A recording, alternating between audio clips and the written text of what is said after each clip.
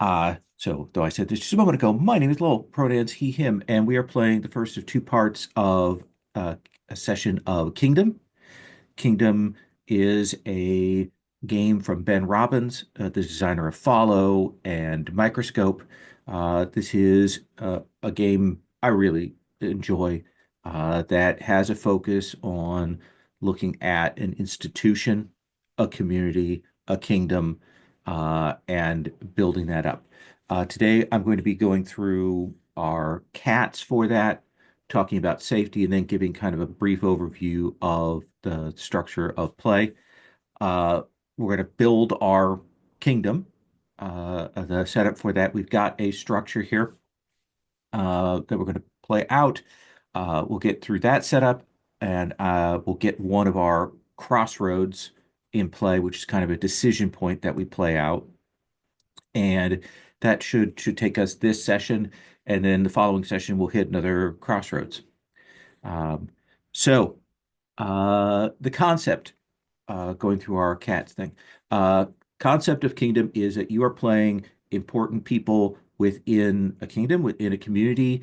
You have a focus on wanting that community to survive and thrive, despite the challenges. There might be tensions that arise between our different characters, but generally, as a whole, the group wants the community just to move forward, wants it to survive, though what that means in terms of that survival may differ from character to character, may differ from player to player on that. In our particular frame, we are using a kind of uh, a space theme, which is very much taken from Deep Space Nine or Babylon 5 of a manned space station that has various factions and powers looking to claim authority over it. And that's kind of the basic thing. We're going to build from there. It may be more like The Expanse, or it may be more like DS9, depending on how we turn and shape the setup for that. The approach for this is once we've got our characters in play, we will decide on a crossroads. A crossroads is a really key element of the play. Any crossroads is a kind of a yes or no question. Does our kingdom do this, or does our kingdom not do this? Presented as a binary question about a choice, a path that the kingdom is going to undertake. Are they going to exploit the minds of Phobos, or are they not? That's the question that's at stake, and we explore that question in play. And then when we get to the end of the crossroads, we resolve and see what happens as a result of that choice. But that crossroads is going to be really important, and looking at it as that kind of setup binary. Uh, Within the play of this crossroads, we'll take turns with players calling scenes. Uh, Within those scenes, the person who has the lead on the scene will say essentially who is in the scene, what's happening, what's going on. Usually, two to three characters in a scene are best, and then you kind of play out what happens in that scene. You have the chance to play with roles, which I'll talk about in a second. Uh, then play some reactions out. There are mechanisms if two people have or two characters have differing opinions on how something should get resolved. There's some mechanisms for playing that out. One of the most important things about playing those scenes out is that each of us is going to have what's called a role. And we can use our role power during a scene. We can use it after the scene for a reaction. These are our powers that state kind of where our character is at and do particular things. So the three kinds of roles are these. You can be the power. The power character gets to, in play, make hard decisions about what goes on. They get to say that this person is imprisoned or this person is exiled. They get to imply that and kind of say how that happens. So these are kind of details about plot and story and what occurs there. Um, the important thing with that is they do that sort of during general play, and at the end When we come to the crossroads, it is the people or person who has that power role that gets to decide what the decision made is. Is it yes or is it no? The second one is the perspective player. This is a perspective role. The person who has a perspective role gets to build up a list of consequences. They get to say, if this is done, if we do this particular thing, then I think my perspective is that this is what is going to happen. And they can make choices both on the sort of the yes and the no side. They can make contradictory decisions on one side or the other. If there are multiple perspective people, they may have several different things going on in different directions. When we get to resolving the crossroad, we go to each of the people who has the perspective role and we see, okay, which of these is true? And check through and get that, and then we kind of resolve that part. The last one is the touchstone. The touchstone character shows us what the people want. They show us what the people are feeling. If a character who has the perspective role feels positively about something, the people feel positively about it. Just by showing us what that particular character feels, it tells us that that's what the population is feeling. So they kind of track what the general reaction is amongst people. Um, when we play out, we'll play out those scenes. At the end of a scene, after we've done that scene, people will choose whether they mark another tick on the crossroads box. There are 5 boxes for the crossroads, or and that's usually default. If most times you'd be marking crossroads, but there, you can also mark crisis, which means you think that the scene that has occurred has actually dramatically made the situation worse. In that case, you mark the crisis box, and we kind of keep track of the ticks for that. Um, in terms of tone for play, this is generally a game that has that kind of sci-fi hopefulness to it. The touchstones, I hope, kind of give you a sense of where we're going at. These are characters that believe that things can be made better despite the challenges that are out there. Uh, Lastly, uh, I'll talk about our set of safety tools that we are using. We are using a layered set of safety tools. At the bottom line, we have our lines and veils. Lines there on our safety tab mean something that is a hard line. These are topics, themes, ideas that we aren't going to be covering in the course of play. Veils being anything that if we present it as a topic, as a theme in play, we'll either do it kind of off screen or we'll fade to black on it. And then if we have an ask first are basically that a player is interested in that, but they would like a check-in before that topic or that theme is presented. And I see that people have been adding things into our lines and veils there on that tab. I will go through that in a little bit. But that's the sort of the crucial thing here. Right now, we have hard lines on harms to pets or domestic animals, harm to wild animals, so any kind of harm to animals is out. Sexual assault, slavery, toxic parental figures, torture by the PCs, any kind of sci-fi bioessentialism, basically meaning, any particular sci-fi race is always X way, is always this by their essential nature. We treat things a little more openly in this. And then lastly, abuseful spouse or parental relationships is the last thing that we have on that list. So I went through a lot there very quickly, so I'm going to apologize. But do stop me at any point if we have questions. This is kind of a learning game, so we can get used to how the structure and flow of play occurs here. I'll take another slug of this coffee.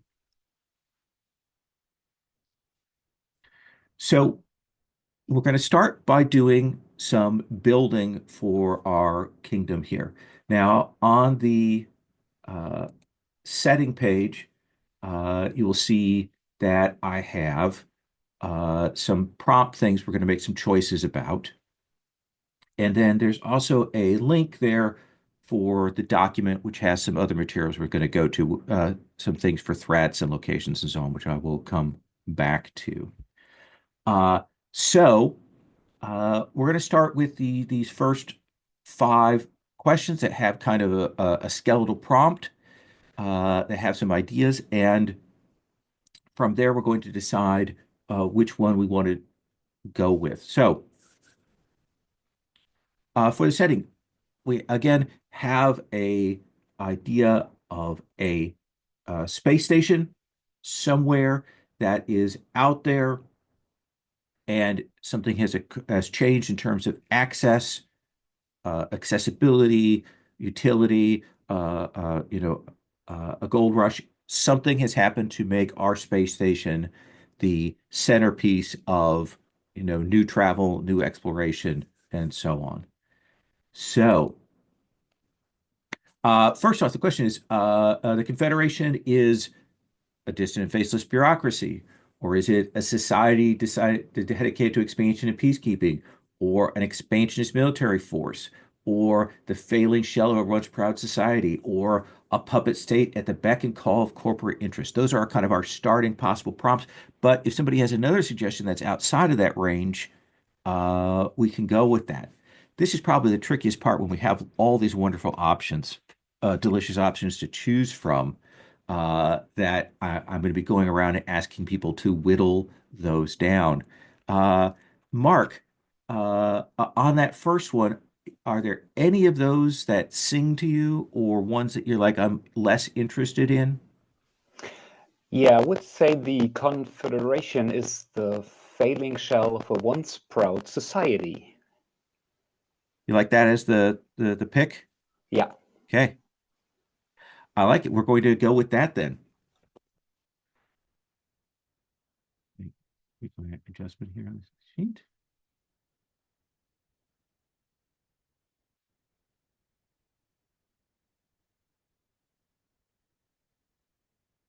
So the society once held great ideals, was once powerful, was once more optimistic, but it has fallen away.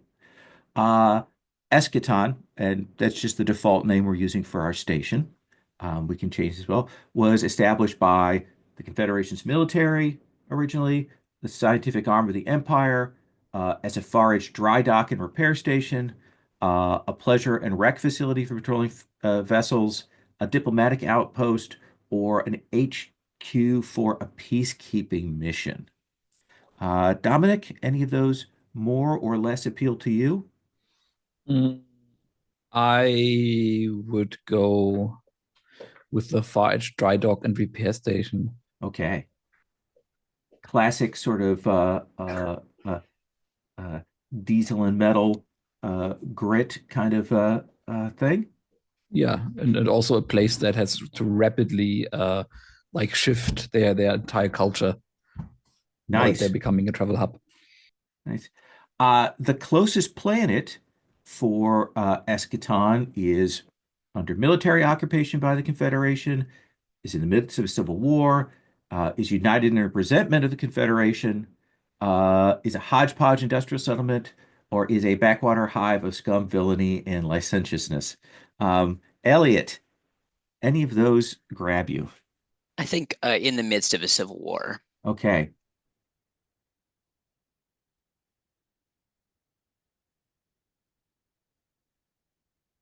So to complicate things, we have the Civil War going on the closest planet to our station, having its own internal struggles.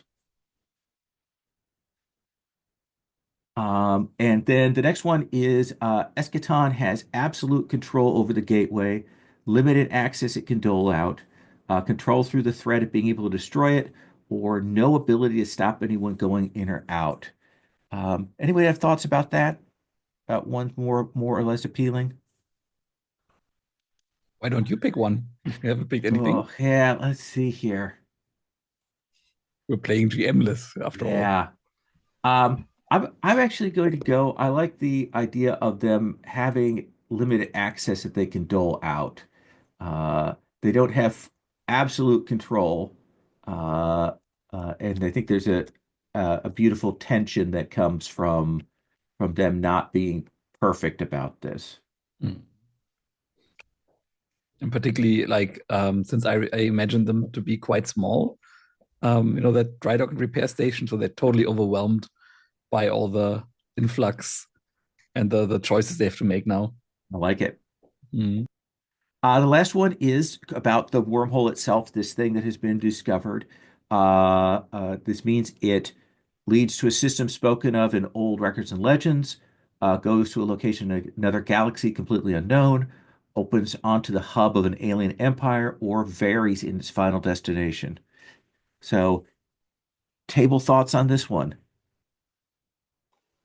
Yeah, if we have a once proud society, perhaps they want to be proud again to when they go to a system full of old records and legends and excavate them and bring them back home. Yeah. A sense they want to restore a great old grand history. They're finding lost details. There's a lot of what it could be. Perhaps some religious fervor mixed in there as well. Folks, okay with that? Hmm. Okay, let's go with that.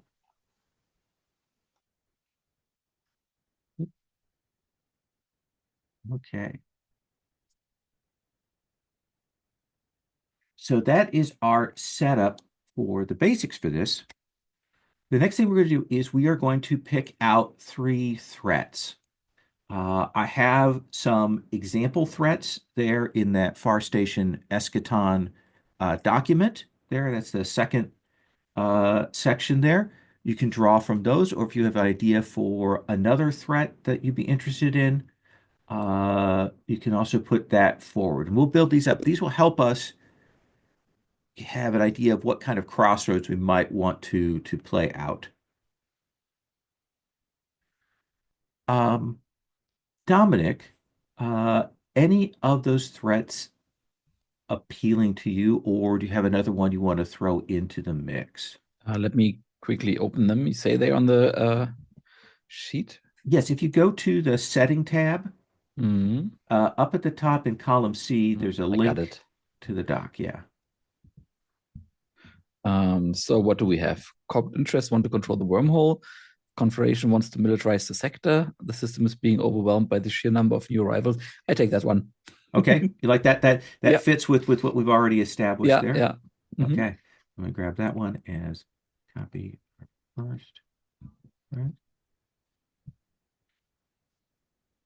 Uh, Elliot, uh, any of those threats appeal to you based on what we've built, or if you have something else?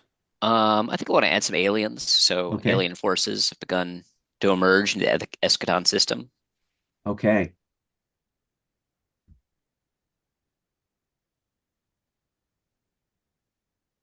So we've got some aliens. They've begun to come in from the other side. They create their own set of tensions. And Mark, one more threat.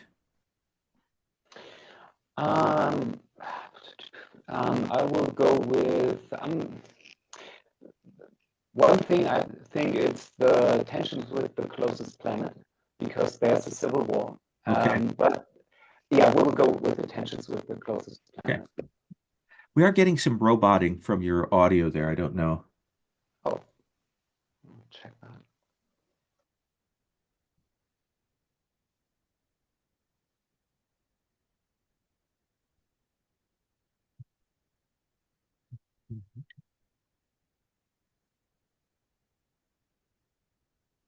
So the next thing that we're going to do is we're going to come up with some locations. These are places that exist in the setting. These will help us set up scenes. When we come to making characters, people will pick out uh, some locations to associate their character. We're each going to make one, and then we're going to go around and make up a second one. So I'm going to look here and I'm going to start. Um, uh,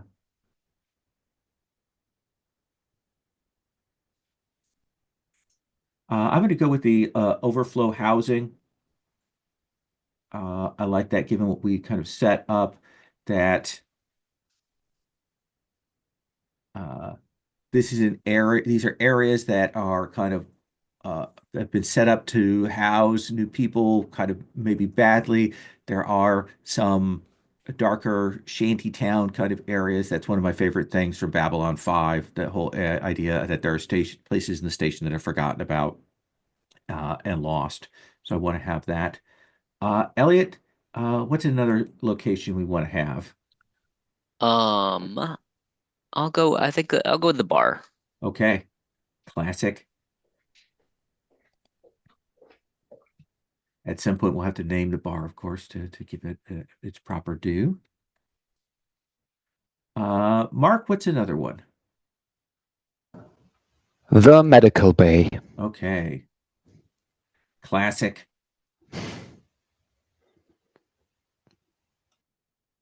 You happy with the idea of it being smaller than it ought to be, kind of thing? That kind of okay. For all the people coming, it is smaller. Dominic.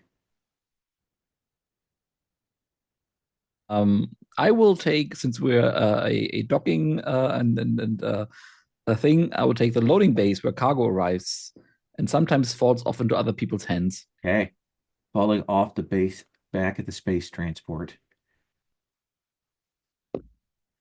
Um, and Well, it'll have another name. I think my other pick is going to be those Jeffries tubes.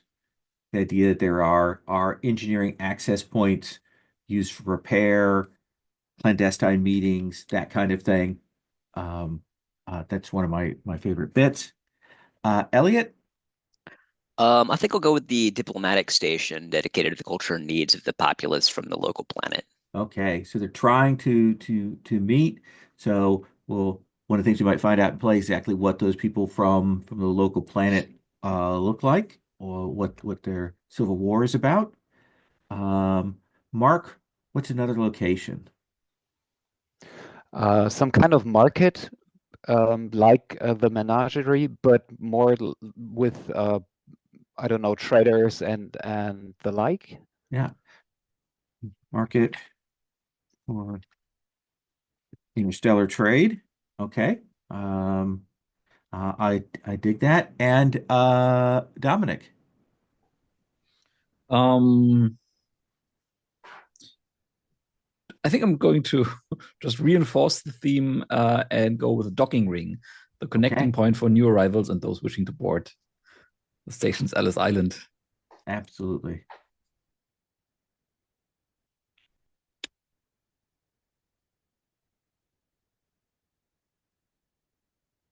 Okay, so we definitely got some strong themes. Uh, Gritty and overwhelmed feels like themes that are happening there. The last thing that we're going to make as a set of choices here in this is uh, kinds of people. And basically, this is picking out and mentioning some character archetypes that we might see. This helps for maybe when we're making up our player characters. This might be one you want to hook onto, or it might be ones that you call in for NPCs. So um, I'm going to put in a couple, then have everybody else will go around and put in a couple, and then we'll put one more, so we end up with about a dozen of these there. Um, so I want, I think, uh, kinds of people, overwhelmed engineer, our classic engineer who is uh, put upon. Um,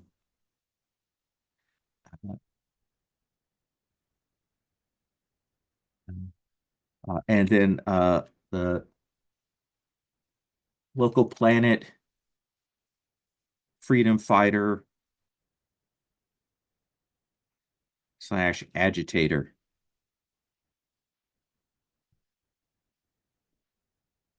Elliot, give me a couple. A list or come I up with your own. yeah, I like this bizarre living hologram. Um, and I think also the official liaison from the diplomat from the local planet.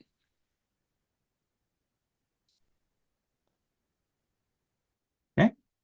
Mark?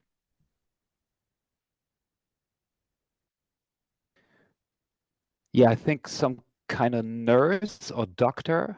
Okay. Like a medical officer? Yeah, more like someone on a small station, the repair station, like a nurse being promoted to a doctor because there's no one else there.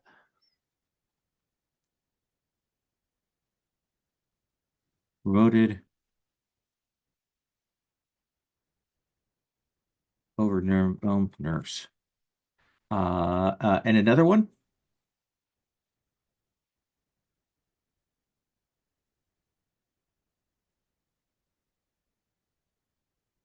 Hope you went muted there, Mark. Okay. A bartender, Okay. someone owning a bar.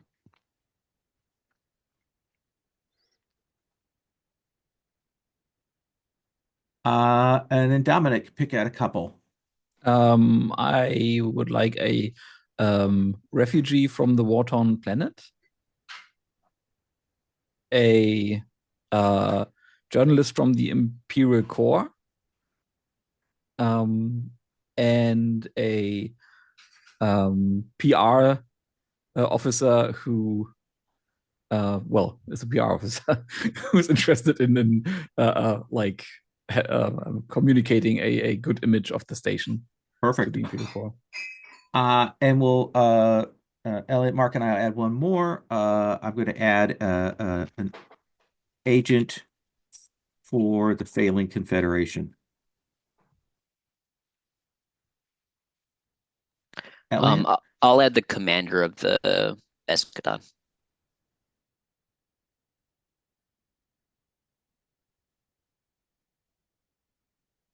and Mark, one more.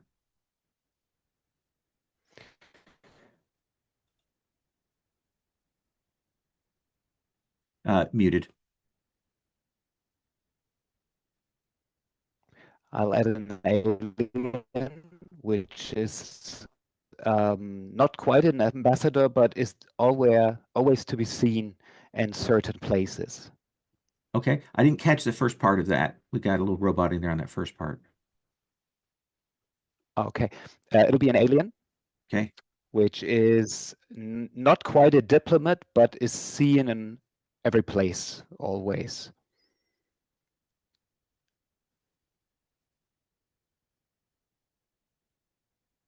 Okay. Alien, not quite a diplomat, but everywhere. Okay.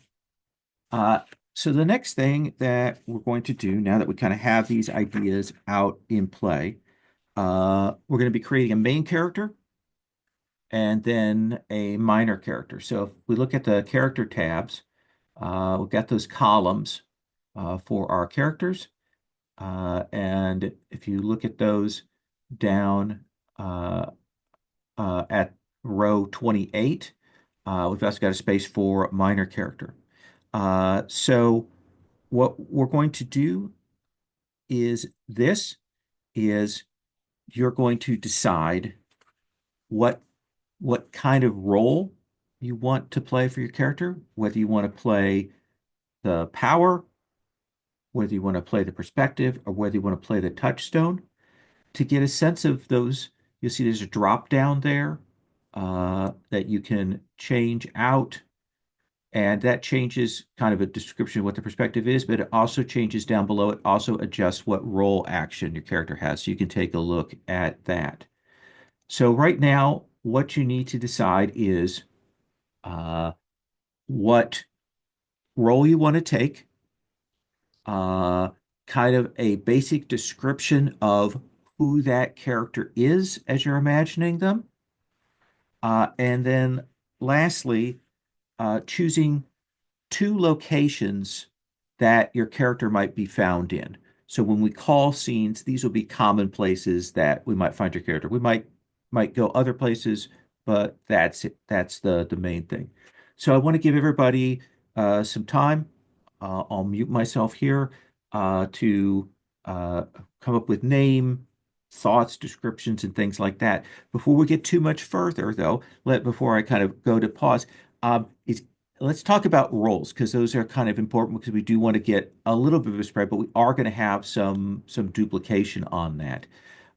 So Elliot, do any of those roles, the power makes the choices, perspective that thinks about what's happening, and the threshold.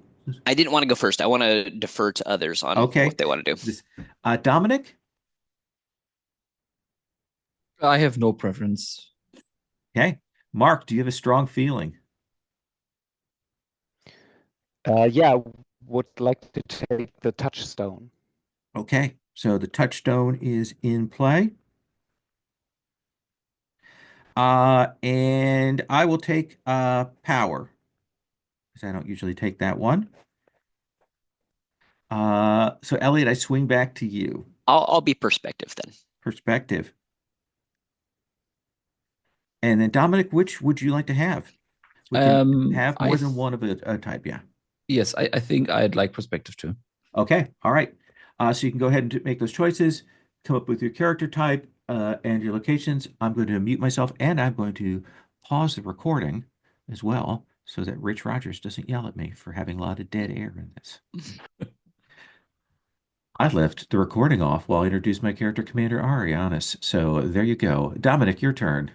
Why don't you go and introduce your character again now that you're recording? Give me a chance. Commander Arianis, commander who's in default place of command because the previous commander vanished, has marks from and scars from a deep space mining accident. Can be found in the command deck or the diplomatic station. Mm-hmm. Dominic. Yeah, so I'm playing Oren Talek, he, him. And Oren is a academic from the Imperial Corps who came here because he was promised a job at the station, like a well-paying administrative job. Upon arriving on Eschaton, he found out that the job was gone. He now works as a day laborer at the docking bay, and he is wearing the academic robes that he came with, who are now faded and tattered, and and worker's vest over that, and has a kind of uh, disillusioned look about him. Nice. Nice. Elliot. Yeah, I am playing Vecma, they, them. They are a living hologram, and so they appear in a different form to different people in a way that is designed to inspire trust. They are a local instance of the AI that operates most functions in the Confederation. So they have, due to the separation from the Imperial Core, they've developed kind of their own personality, and are possibly malfunctioning due to either um, systems malfunction or compromise by the aliens. Nice. Nice. And Mark.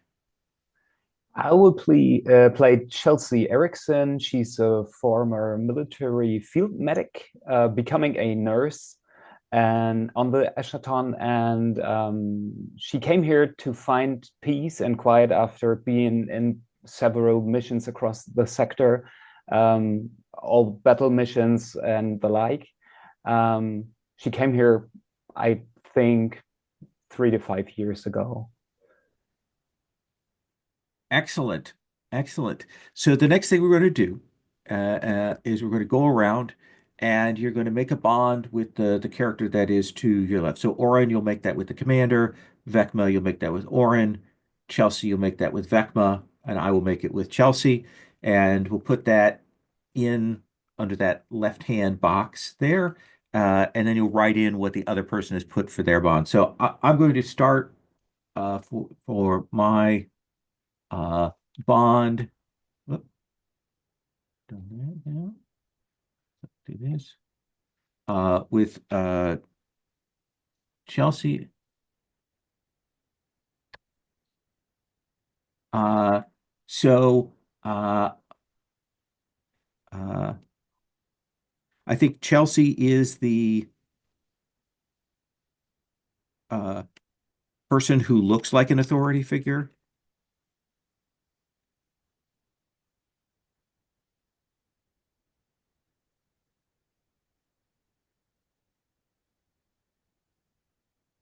Um, and Commander Arianis wants to rely on her, but I think that at the same time, that complicates that is Arianis uh, has a distrust of doctors based on her experience after her accident and the reconstruction of things that things did not go as they should have. So she wants to rely and trust Chelsea, but at the same time is worried about her. Um, uh, Dominic, What are the guidelines on creating these bonds? basically, how you feel about them, that kind of relationship, and kind of what makes that relationship complicated or difficult. Okay. So, how do I feel about the commander? That presupposes that I know the commander. How could I know the commander? Maybe, Not a big place, so I assume that yeah. yeah. Are they the one Uh, that gave you the news that there's no job? um, yeah, maybe. Yeah. It's a good call. That we both basically inherited uh the same what's the word in English? Uh like this is the same shattered glass. Um and you broke me um the news about the job. I like that. Um and assigned me the well, no, I said day labor. I want Oren to live a bit more precariously than a assigned job. Uh, Broke me the news about the job. I think that has to be enough for now. Yeah, I think that's fair. This is the Mm-hmm. person who came down from on high and said, "Nope, there's no job for you, Yeah. and we don't have money to send you back." Mm-hmm. I dig it. Uh, uh, and then Vecma. Dominic, can I ask, who is a loved one that Orin left behind when he took this job or came to take this job? Um. Yeah. A loved one. Let's call them Flor, Flor, Hmm. and the plan was to for them to once I get my job and have my first got my first salary, for them to come with me because the tickets are expensive. But now it seems like I might never see them again. Okay, and so they were like what, like a fiance or a Yeah, that's partner? good. Yeah. Maybe a All right. fiance that makes it extra bittersweet. Um, yeah. So Vecma has appeared to you in the form of Floor since you Mhm. arrived here, and is starting to take on that form more and more, and appearing as Floor to other people who are not Orin as well. Mm, that's beautiful. Nice.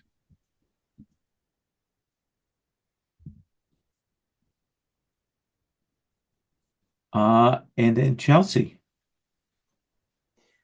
Yeah, my idea with Beckma is due to Vecma being an artificial intelligence that operates most functions in the Confederation, we have met before because you were the battle AI of my suit, of my battle suit within the military missions. And so I'm very resentful and I really don't like you at first, but then you were some kind of guidance to me because more and more other species come to the station, and I came to you for cultural guidance. Um, and what started with cultural guidance is some kind of, well, and if you want, Elliot, some kind of therapist. Sure, yeah, that sounds cool. Okay. Awesome. So now we have our characters in place. We're going to take our first break here. When we come back, uh, Dominic, you're going to decide for us what the first crossroads we're going Okay. to explore is. There's some examples Hmm. in that tab, but you can make your own or modify any of those. And basically, again, it is a do we do X or not do X Hmm. question that we're going to explore. So let's take 10, so till about 5 after the hour, Hmm. and then we'll come back and get started on that first crossroads. Sure. Okay. See you then. So I did this same thing. I forgot the same thing the last time I ran Kingdom. Uh, everyone should also make up a minor character. It goes below your major character. And basically, all you need is a name and kind of a description. Just a real basic. This is a character that can go into other scenes, can be played off. If your major character is in a scene and we need to have the minor character in, somebody else can take the minor character. So, like I put in Gorp Kana, who's a faction leader in hiding from the Civil War. He was deposed by his own body double. He kind of up here. He keeps in an identity as a contact to the rebel forces, but plays down his influence. So. Everybody, going to give you just a couple minutes to come up with somebody, and then we'll have people go around and introduce them. I apologize. I always forget this. All good. Would it be okay to put in floor, like talking to Orin via like hyper communication? Does the character need to be on the station? It kind of needs to be somebody that can move around and be present at the station. Ah, okay, okay, Yeah, yeah, so that they can be in the scenes. okay, got it.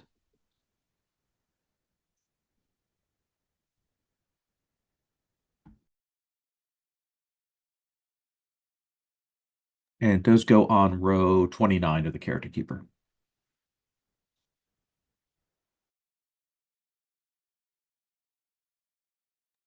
And while everyone is doing that, I will screen share the keeper so people see pictures, because doing that will make the video HD for some reason when it goes up.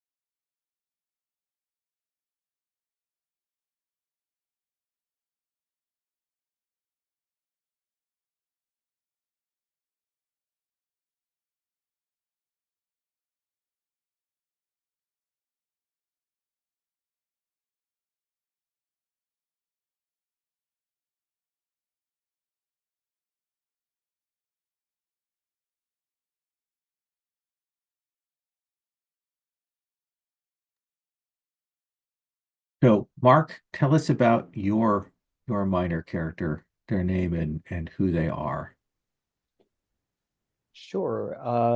My minor character is Tesh Varan, and they are the bartender owning the World's End, a bar at the market district of the station, where all kinds of trades are made inside the bar and outside of them. Very nice. Awesome. And you said they, them for the pronouns? Yeah. Okay. And then Elliot? Yeah, my minor character is Ortal Shkiazin, he, him.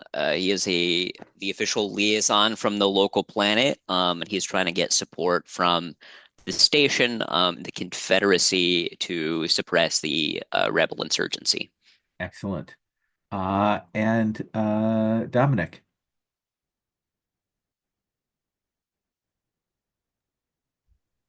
My side character is Kessarel, a charismatic figure, a refugee leader, a charismatic figure in the overflow housing who organizes the community for mutual aid.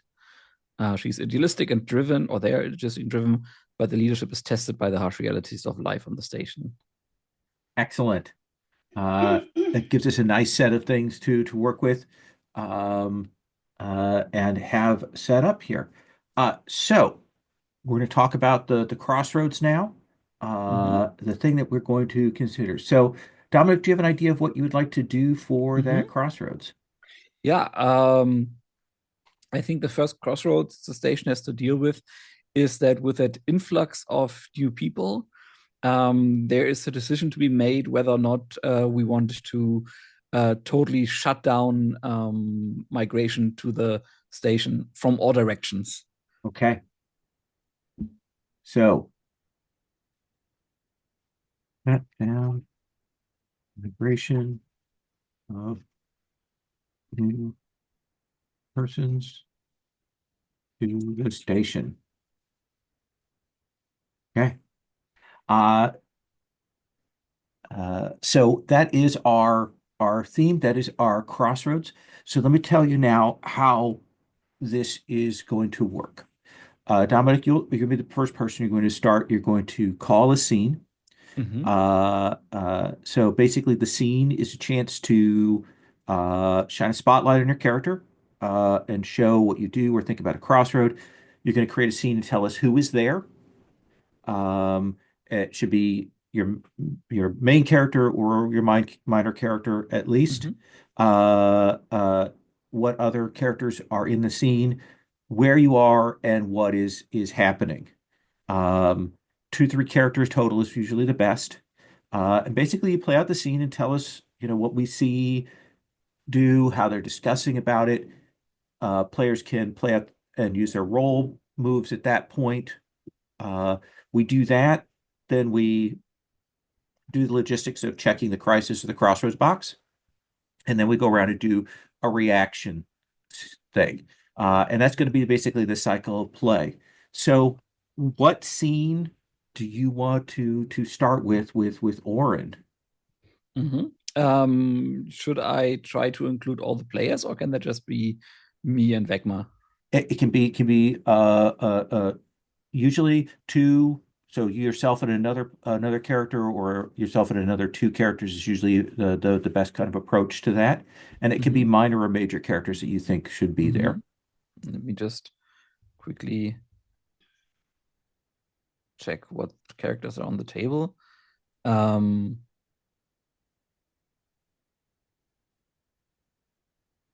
yeah, okay. I think the setting is the World's End, um, where Tash is, of course, present, and Oren is present, and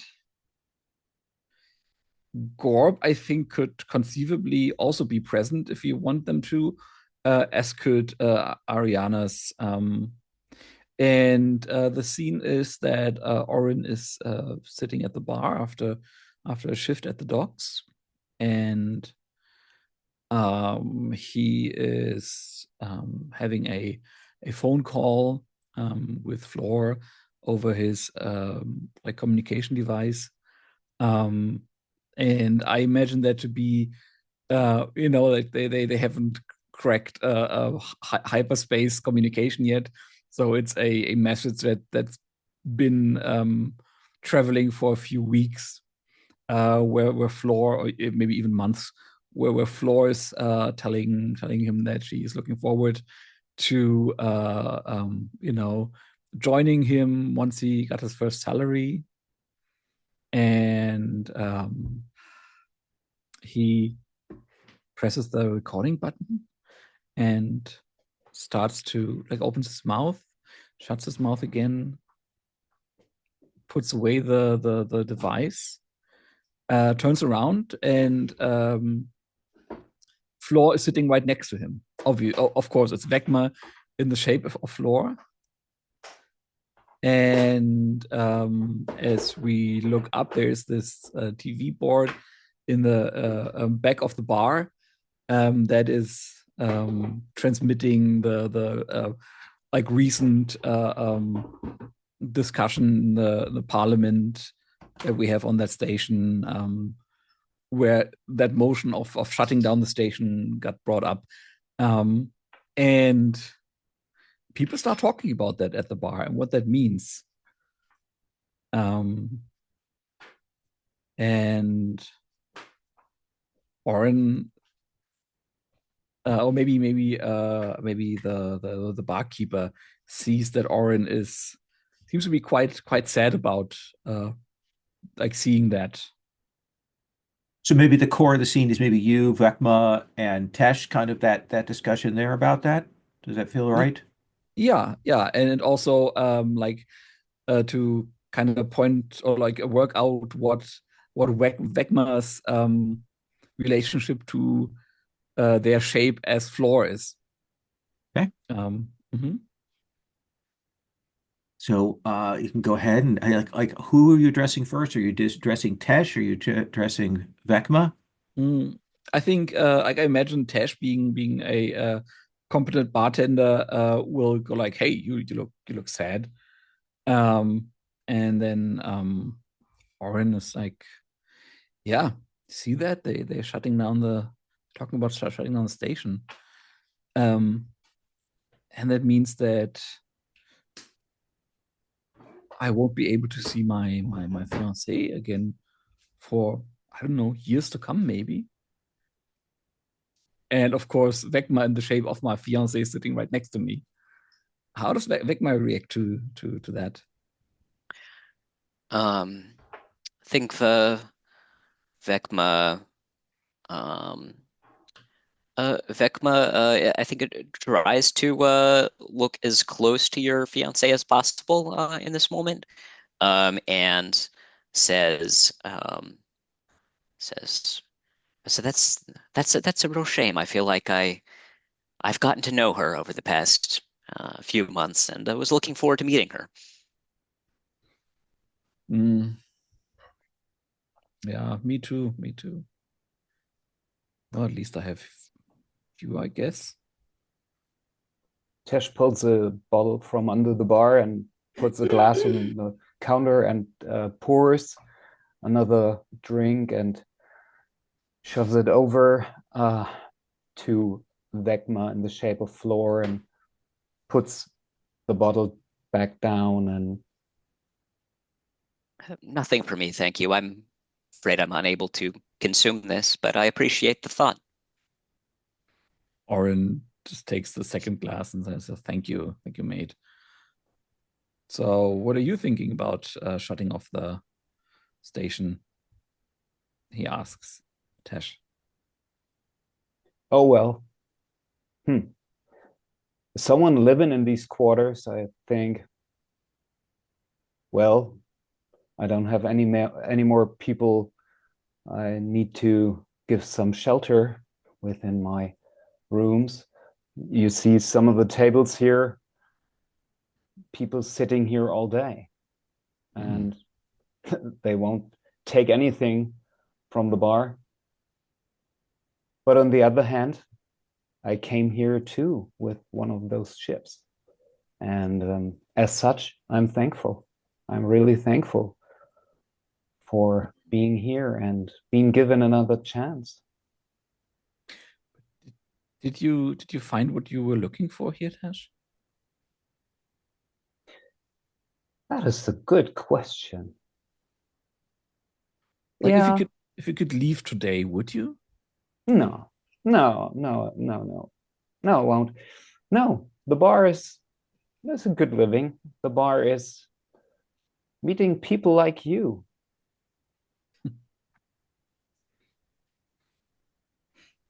Hmm. And what about you? I would leave today if I could, if I had the money. I see. But just crowded here. It's always loud and it smells bad. And what do you think of the migration theme? I don't know. Like I see, and he like looks around in this really stuffed bar. I see the problem that we're dealing with. That the crowdedness is the reason why it is so unbearable here. But at the same time, it also, for me, like quite concretely means that I'll be cut off from everybody I know back home. So either I don't know. I think leaving the station is my only long-term perspective. If I can't get floor here, I will need to go back, and I can be unemployed everywhere. Anywhere, I mean. Yeah, I see. Well, I think the questions you ask are questions a bartender would ask to a customer, and perhaps, I don't know. Think you need somebody for the night shift or the day shift? Well, I don't need so much sleep at all, but well, would be nice to have some company behind the bar. Yes. I wouldn't worry too much about it, Oren. If we shut down transit here, the Confederation will be here in no time to militarize the outpost, and I'm sure maybe Flora can hitch a ride on one of those military ships. Yeah, that's the other thing. Like, do we want to be at the forefront of like a military conflict that gets worse and worse day by day if we look down to the planet?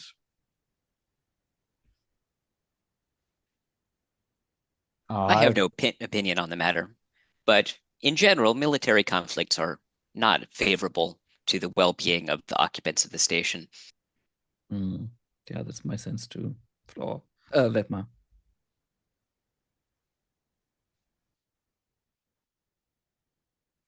Okay. Do we want to call it a scene? Yeah, it feels like scene. Now, if you wanted to, because kind of ending the scene, if there was a prediction that Oren wanted to make, since your character was in the scene, you could do that. I noted Vecma's prediction there that if migration is shut down, the Confederation will be here to militarize the outpost. And I've put that underneath the crossroads under the yes there. I don't know if there's anything you want to express as a prediction at this point, Oren. Not quite knowing how it works mechanically. Sure. But okay. So there's yes and no things. So I think Vecma's perspective on it is that it will lead to everybody who can afford to leave will probably leave. And it won't really solve any problems because sorry, let me sort my thoughts. Sure.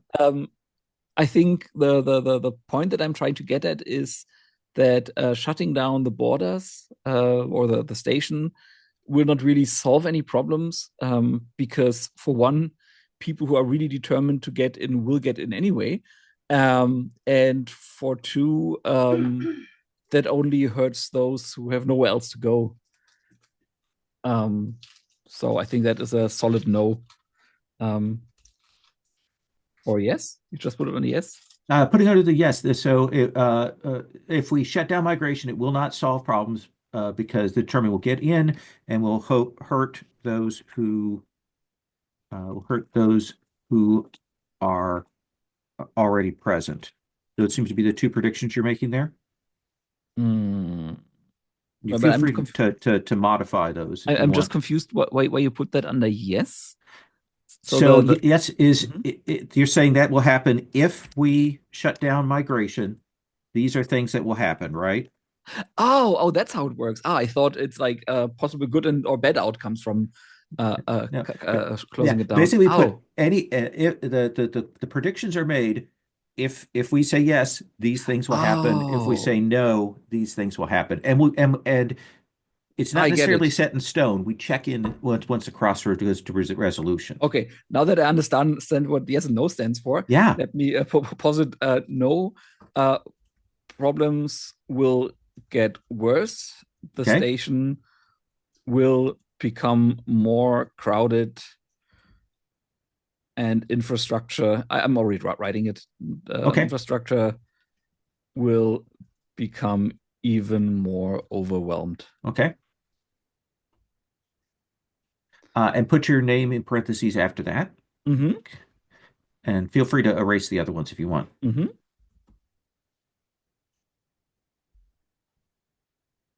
I won't erase them so much as just um, put them together because it's really one prediction. Okay. So when we have major characters in the scene, they can use their role powers at that point. Um, uh, the next thing that we do is by default we put a check mark on the crossroads box, um, unless what happened there did something to really push against and raise the level of crisis in the situation. Are you okay with us putting the check in crossroads?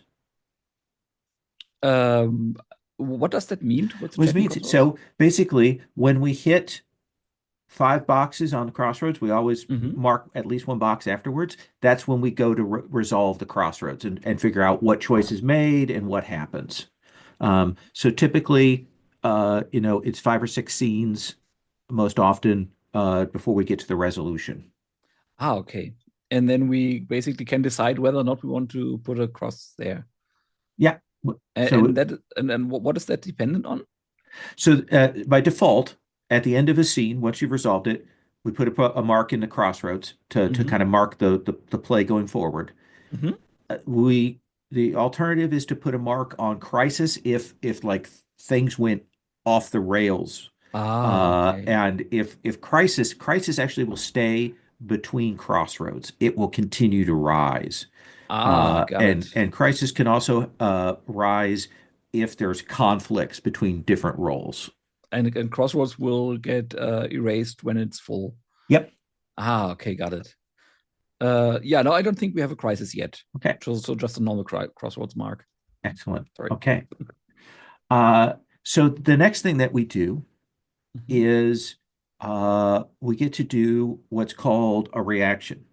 Uh, Going around in that same kind of play order we have, each of us can do a short monologue, like 30 seconds, in a kind of an elevator pitch, kind of short thing, to show how their main or minor character reacts to what's happening, to what is going on, or the details in the scene, or that scene in particular. Uh, Kind of say where you are, what you think, or do. And if you're doing your main character, you can also, if your main character wants to use their role move at that point, they can do so. Um, Dominic, do you want to do a quick reaction from either Oren Mm-hmm. or Or Kessa. I Kessa? think Kessa uh, is faced with um, like there's a discussion between Kessa and one of her closer confidants, and they of course they clash over the issue. And Kessa maintains that people need to be let in. No, the other way around. Her confidant maintains that, like for idealistic reasons, people need to be helped and need to be less let in. And Kessa agrees with that in principle, but also has the problem, or like is very aware of the problem of these very limited resources that she is dealing with, and that even though she does not like to admit it, she does recognize that it will be a reprieve if the number of refugees she's helping does not increase further to the ones she's already helping. Absolutely. Elliot, do you want to do a reaction? Sure. I think you see Vecma. I think maybe on a kind of a monitor somewhere alone, looking through pictures of Floor, and trying to perfect their mimicry of Floor, and also making I think so sending some directives to the academic posting office to make sure that Oren does not get an assignment away from this station. Oh, nice. That is a creepy AI. Mark? Yeah. Tesh is closing down the bar, and we see him moving from the bar, moving through the bar, looking around, and people are lying on the benches there, and some on the table. And yeah, he gives a small sigh, walking out the door, closing the door down, but not sealing it, because he knows when he comes back a few hours later, the people will still be here, and if they want to leave, so they may, and if there are coming new ones, they may, and wanders off. Nice. Nice. And I think we see Commander Arianis coming back from that meeting that we saw broadcast, and kind of climbing into her bunk area, which is no bigger than anybody else's, I think, on the ship.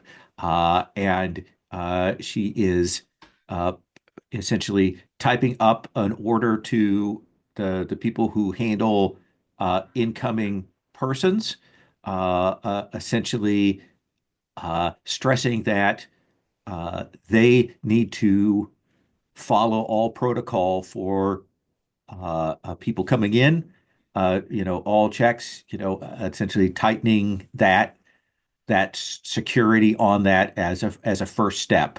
Not sure whether it's to maybe potentially alleviate the future problem or start the legwork towards shutting things down, but she is working on those orders. Uh, so that's our first scene. And we come to our next scene and we kind of do the same thing again. Elliot, this time you get to call a scene. So to say who's there, where we are, and what is going on. Sure. I think I'll call a scene with um I think with Ortal and Commander Arianas. And let's see. Um let's put Tesh in there. Let's make this also at the bar. Okay. Um and I think Ortal is this is not an official visit, but Ortal is um I think trying to persuade Commander Arianas to shut down the station to prevent kind of support flowing to the rebels. Okay. Are we, Um, I imagine, are we at the bar? Are we in a private room? Like, where do you think this is happening in the I think this bar? is in a back room at the bar. Okay.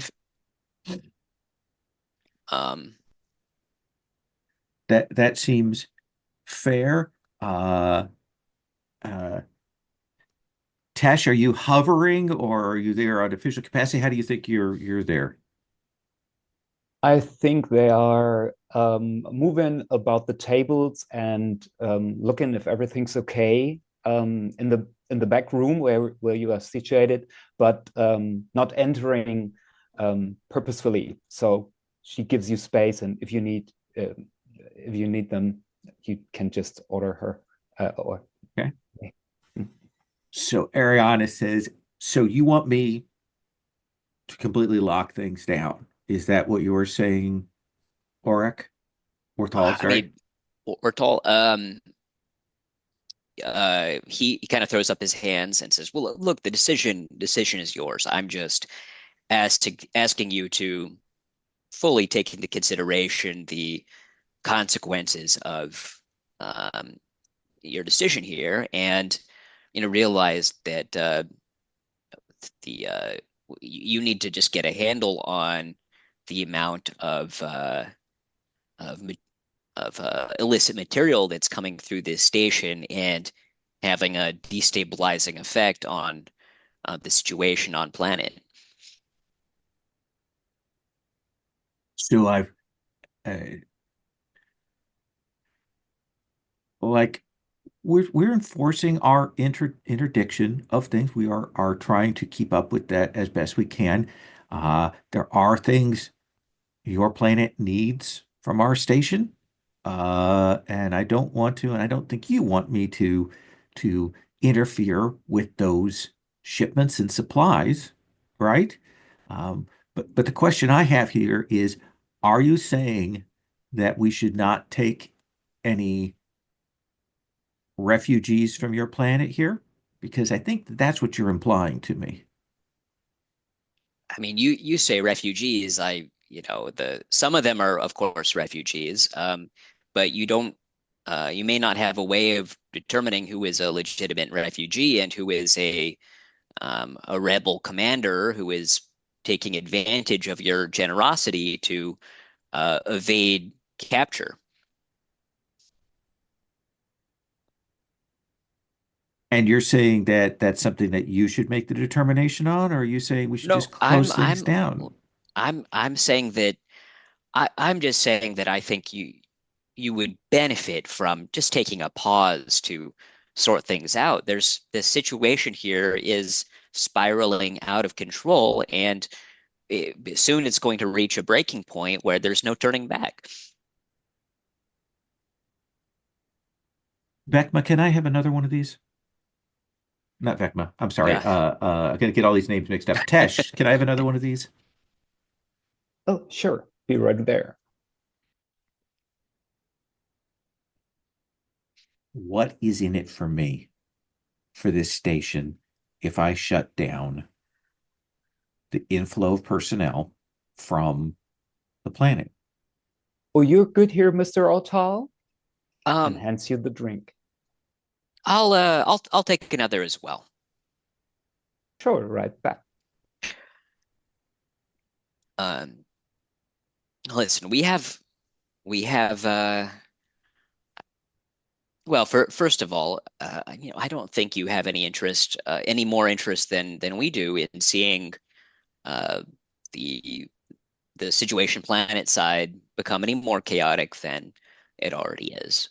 But if you're asking for um, personal benefit, that's something I'm that asking for station benefit.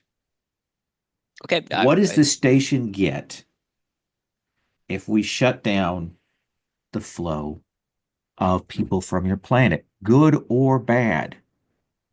Tell tell us what you need. Let us help you with your problems. We have resources that we can make available to you. Um, I need to talk to my personnel on that to see what it is that we need. But I am going to say this.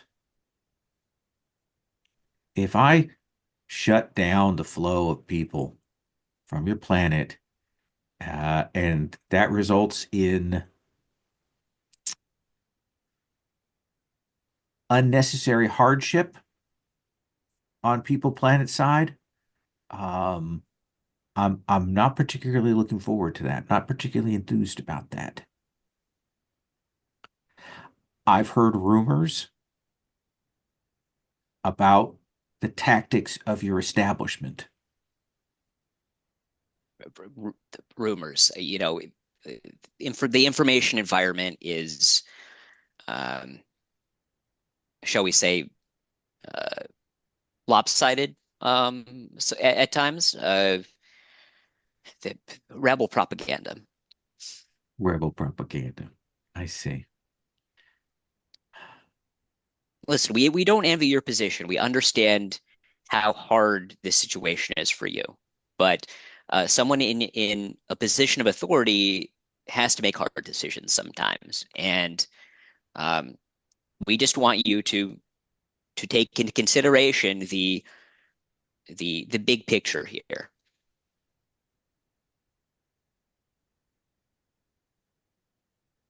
Unfortunately, I think I'm seeing the big picture here. Yeah.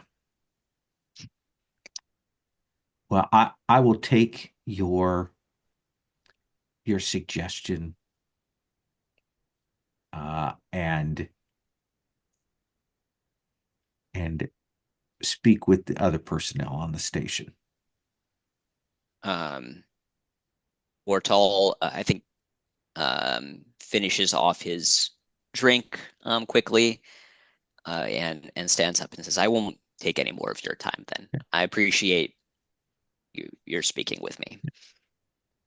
And I think after Artal is gone, I think when Tesh is there, Arianis will turn to Tesh and will say, Tesh, we will increase your allotment from the uh, uh, alcohol refinery. If you will please keep me informed about the movements of that one's faction. Sure do, Commander. I just don't want to be blindsided by them because I don't trust them. Who does? Does that feel like scene? Uh, Elliot, do you want to check Crossroads on that? Yeah, I think so. Okay. And then we go around and have a chance to do a reaction. Do you want to do a reaction from Beckma, or do you want to have a shot from Ortal after that? Um, I think maybe a shot of Vecma and Ortal discussing that conversation. And I think you can't. I think it's not possible for the observer to get a read on what Vecma is thinking about this. But Oh, I like that. And Mark, do you want to do a reaction shot?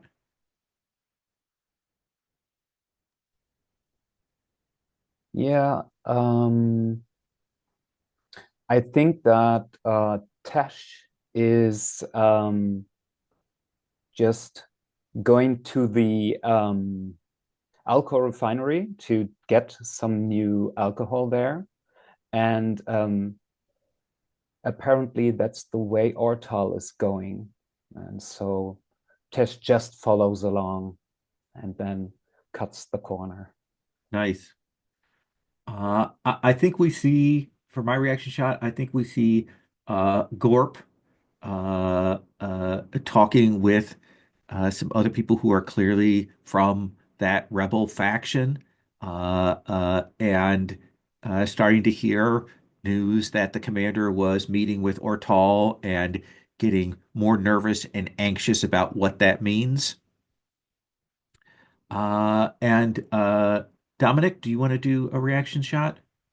Yeah, it's Kessa getting a tip from a member of the rebel faction about a shipment in the docking bay, and that they could shipment of medical goods, and that they could have a little bit of it if that shipment were to disappear. And they're asking if Kessa happens to know somebody working at the docks.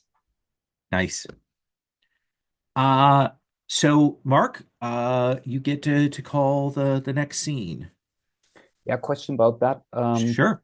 Can we do time jumps or the like? Or Yeah. is it Yeah. okay? It's very fluid. You can move forward a few days or longer as you want to set that up. Okay, great.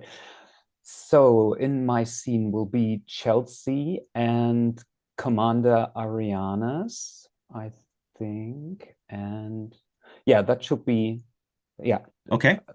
us both. And I think we'll bump into each other at the diplomatic station.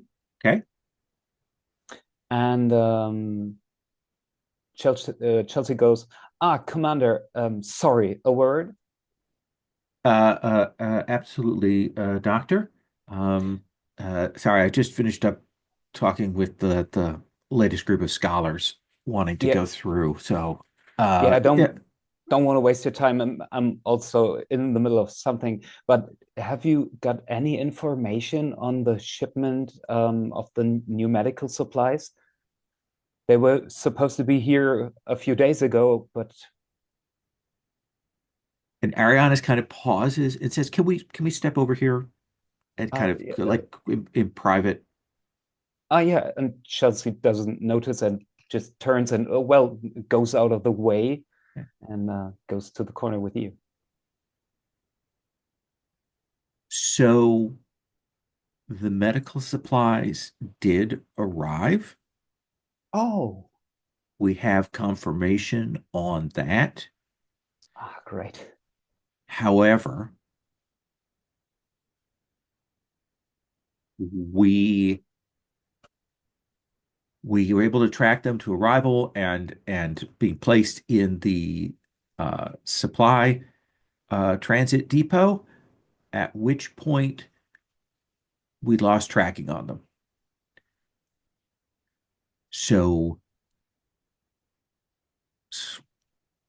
either either someone stole them and has already smuggled them off station on one of the transit ships, or they stole them and they are still present on the station.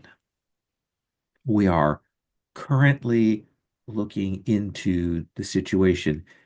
As you know, our security forces are spread a little thin right now, and the As AI has not been particularly helpful in terms of managing security matters. as are our medical forces. So um, we have a spread. Kessavrel told me that we had a spread of the Banarian flu down at deck 4. So, well, I could send some people over there, but I already have three guys from my team who have the flu, and well, Do we need to impose a medical quarantine on the station? She says in a way that's like she's kind of maybe excited by that as an option.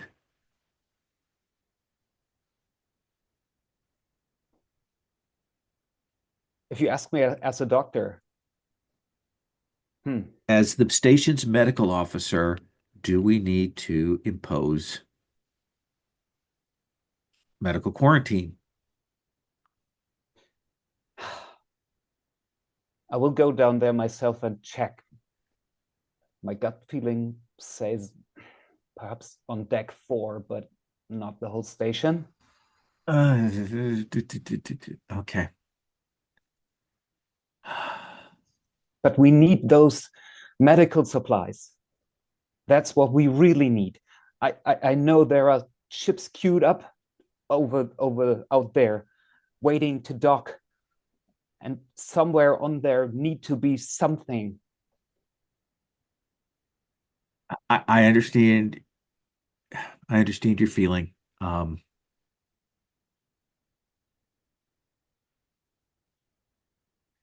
why don't you hold off on sending your people down to deck 4 for at least 24 hours? and give me a chance to see what we can do about getting those medical supplies together. Okay, I will send down the minimum of people No, that you don't need to. understand me, doctor. I'm saying I don't did. send anyone there because it's not going to be safe for them for the next 24 hours.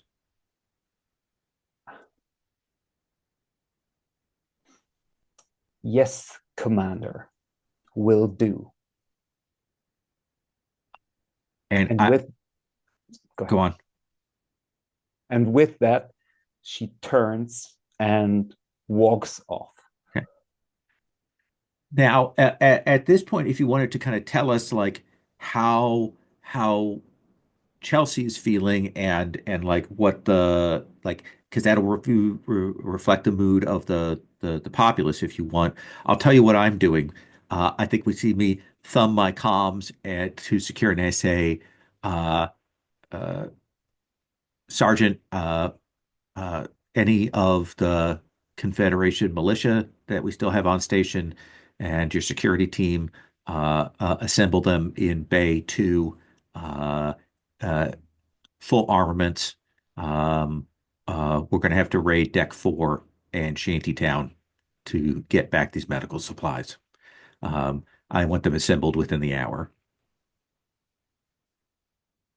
And I think Chelsea and all inhabitants of Deck 4 and even further, perhaps, are furious and helpless and furious of that action Okay, as a reaction. excellent.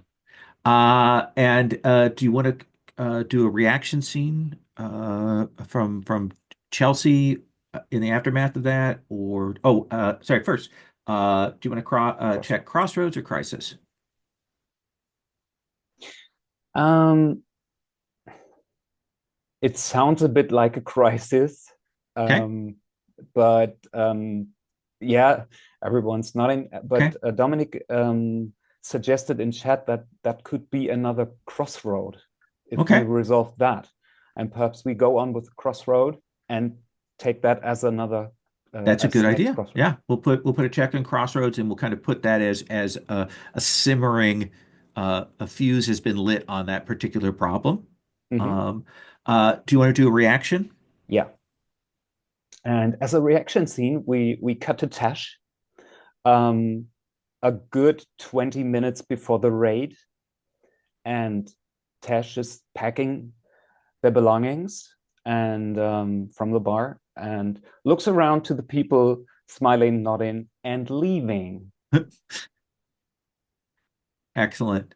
And I think we see a reaction shot of Commander Arianis um, with in her quarters with some of that like extra alcohol that she gave to uh, uh, Tesh's distribution, and I think that she's waiting by the comms for the report on the raid and popping the lid on the bottle as she's waiting, not happy about the what she's having to do.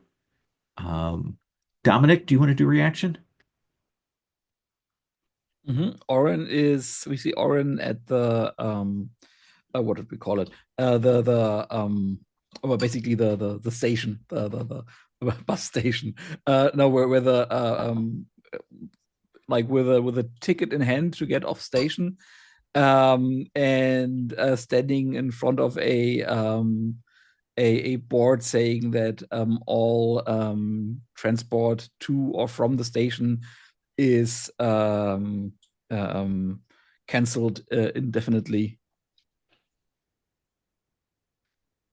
Excellent. And Elliot? I think yeah, Vecma will just console Oren. It's like, oh, that's terrible. Do you want to talk about it? Nice. Um, yeah, so I'm going to call a scene for Commander Arianis. Um, And I'd like to call this with uh, Orin. And I think that sort of oddly, to Arianis's mind, Vecma is there. Like, why is the AI present in this scene? Um, and I think that this is it doesn't feel like a nice meeting. I think it's a Spartan room with Orin seated there, and Commander Arianis kind of looking over the tablet, and saying to Orin, "So you're a scholar?" Yeah, Yeah, we've talked before. You arrived for the consultancy position, right? yeah. I studied cultures, rim cultures at the university, um, and so that was the idea that I be a counselor, a liaison, but it seems somebody else got the job. It's not that someone else got the job. Uh, just to make clear, it's that with with the change of priorities, we were forced to redirect. These were orders that came down from the Confederation, um, a change of priorities. Um, how have you gotten along since you arrived on the station? Oh, odd jobs, trying to survive. Turns out there's not that much you can do with a degree like mine. But you have a good deal of knowledge of rim cultures. Would you say that your knowledge of let's give a name to the planet, shall we? Let's call it Marshall 3. Would you say that you have a decent knowledge of the current situation, culture on Marshall 3? Um, and Oren um, hesitates for a second and then says, decent enough, and I can learn anything. I think Vecma will chime in here and say Orin is underselling himself. He is one of our top experts on Marshall 3, and I have full confidence in his ability to fully understand and assimilate into the culture and explain it to you and everyone on this station. Thanks for the vote of confidence, Vecma. So, as you know, we are contemplating shutting off migration, both out system migration and migration from Marshall 3. Um, that our resources are overtaxed. That is potentially a thing with a problem, that a situation that's going to create and exacerbate problems. What I need is someone that I can trust that perhaps can interact with the different factions of Marshall 3 populace on the station and perhaps give me a insider's perspective on that. Mm-hmm. I'd be happy to do that. Excellent. Because if this situation is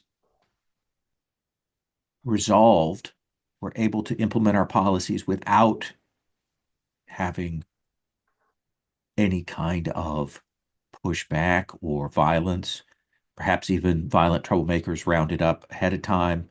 That would give us the leeway to allow for some targeted migration, uh, particularly being able to bring in loved ones of highly placed people here, if you catch my meaning. I do, and I appreciate that, sir. Good, good. Can I ask a question, Mhm. Oren? Yes. Why is Vecma here? And Oren leans forward. I have no idea. It seems to be malfunctioning.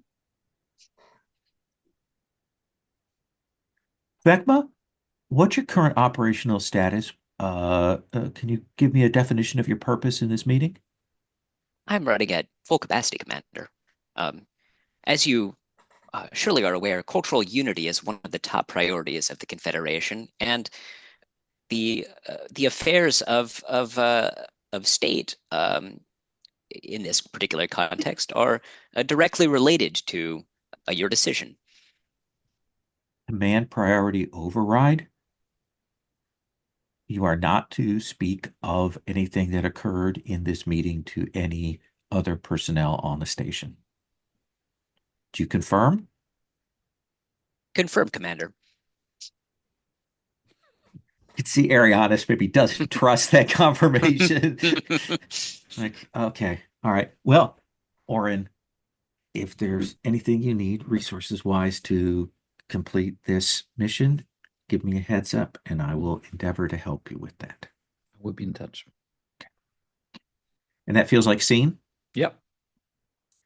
Um, uh, and I don't think I'm using my power roll here to do anything new besides the already the jack boots I put on the floor. Uh, so maybe we see uh, uh, Gorp uh, uh, like moving along some illicit goods. Maybe we see some of those medical supplies in his hands that he is trading around the Mhm. station for that reaction there.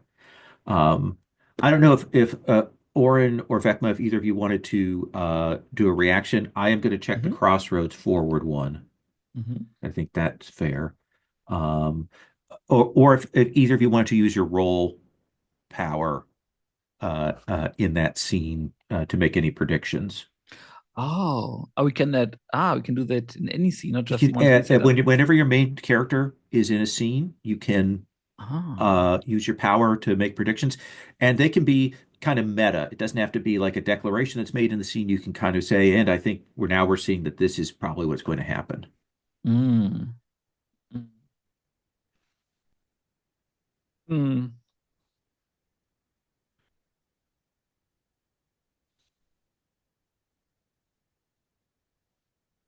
Anything come to mind for you, Elliot, that you want to put on there? Or are you good?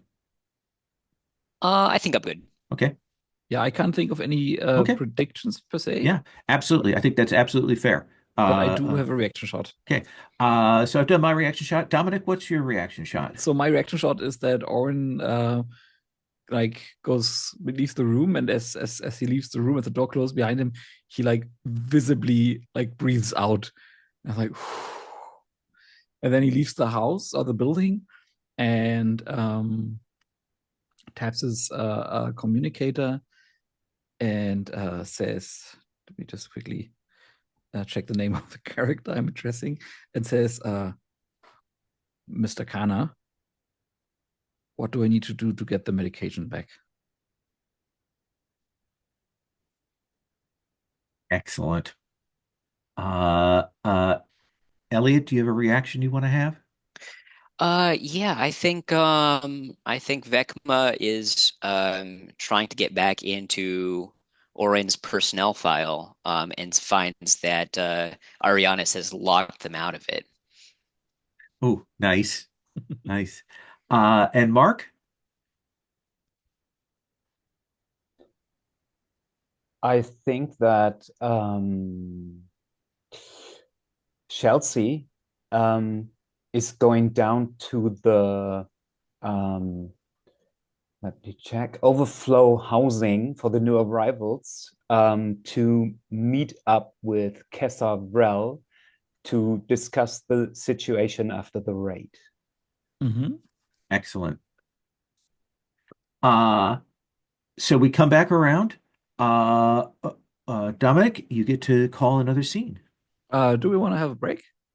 Oh yeah, let's take five. We'll come back because we'll probably do one or two more scenes, and that'll get us to the end of the crossroads. So Mm-hmm. let's take five, and we'll come back. Mhm. So, Dominic, Mhm. we will have you call another scene. Yes. Um, I think we will just. Um, can I also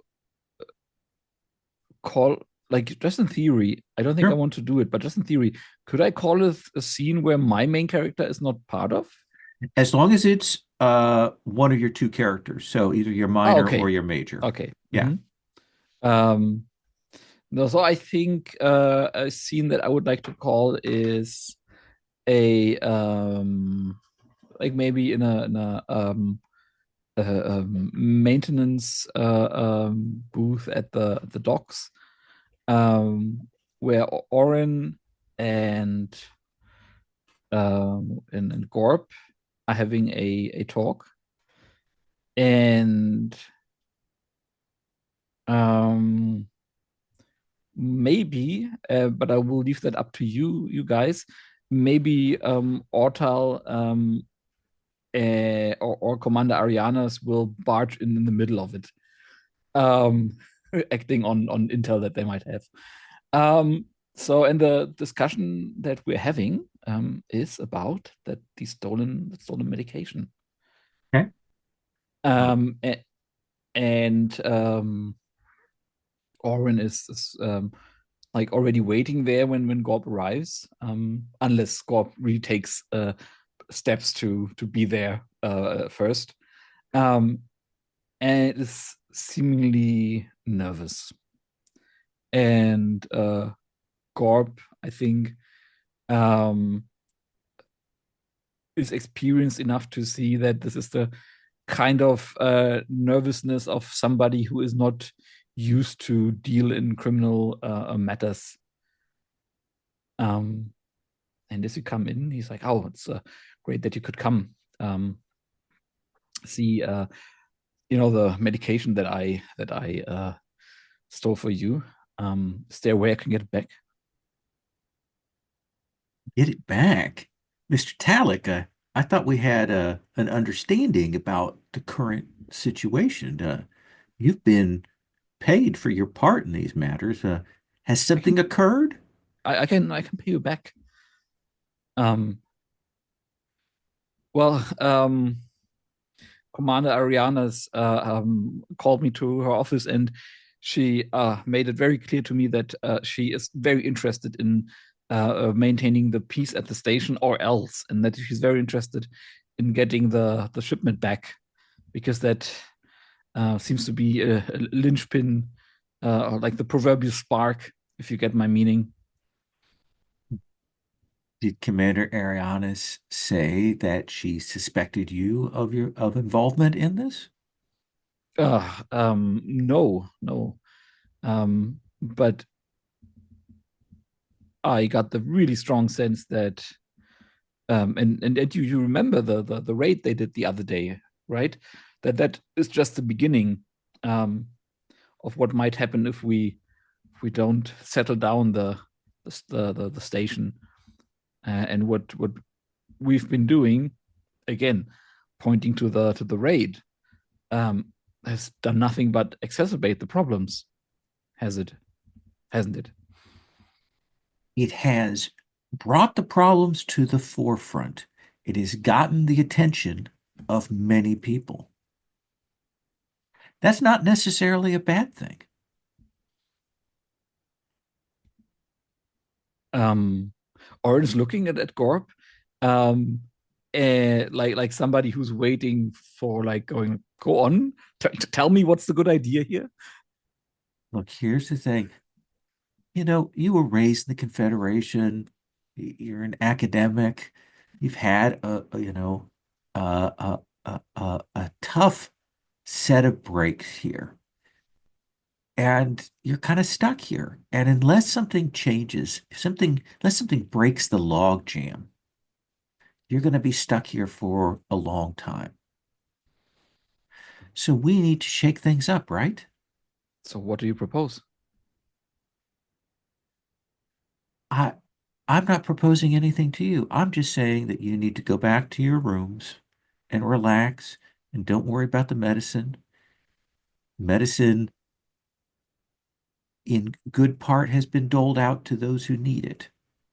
That's what I understood would happen. That's what you told me. Um, Uh, We have done that, but we have to operate carefully because there are elements here that would try to stop us from distributing that as it needs to. mm, good, good. Yeah, that makes sense to me. But I I do need to bring something back to Ariana's. Anything.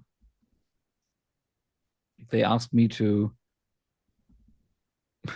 and like they asked me to broker a peace, if I understood that correctly. And I gotta tell you, I feel totally out of my depth here. You are out of your depth here. Yes. And you are about the most powerful person I know aside from Commander Arianas. So do you have any advice that is more than just going back to my rooms? Room, singular.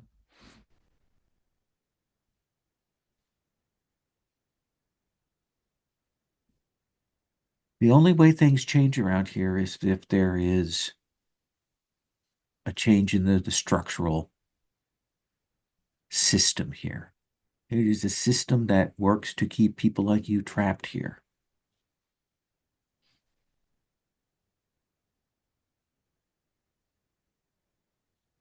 And it's really Commander Arianas' orders that are keeping you here, right? Yeah.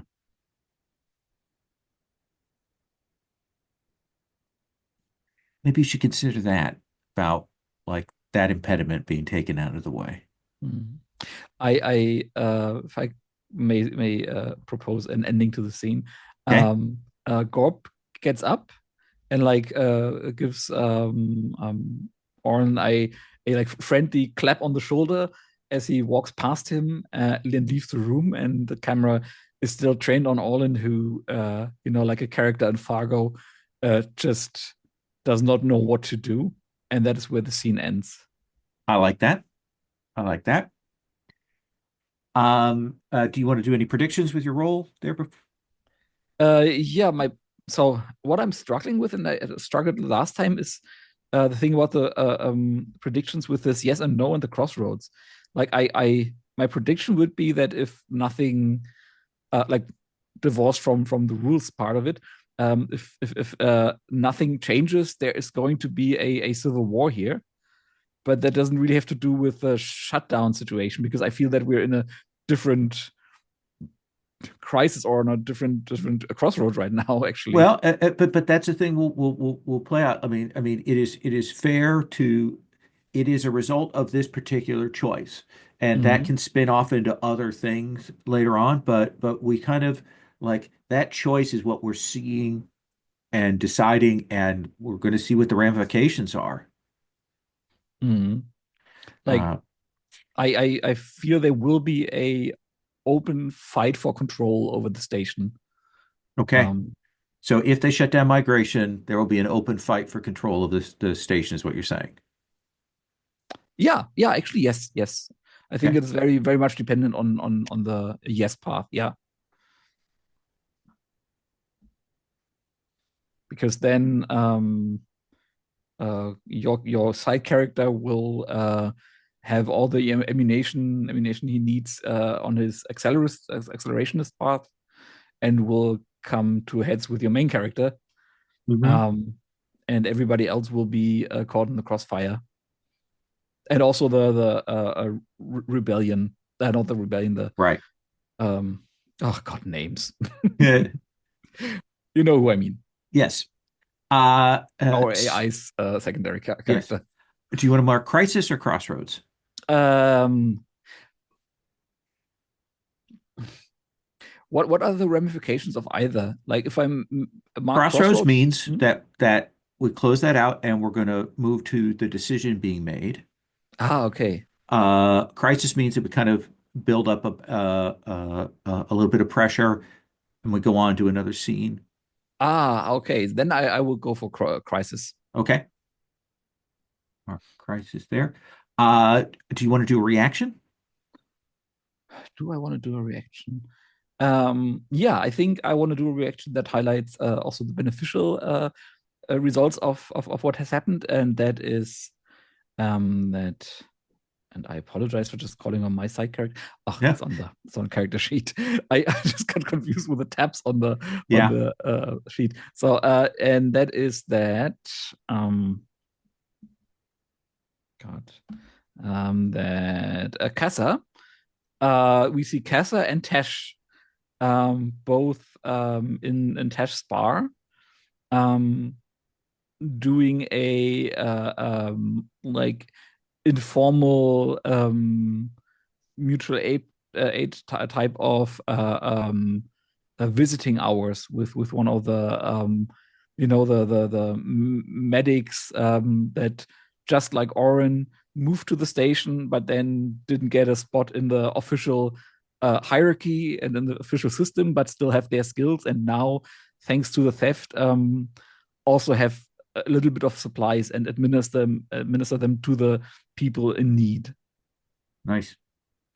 Elliot, do you want to do a reaction?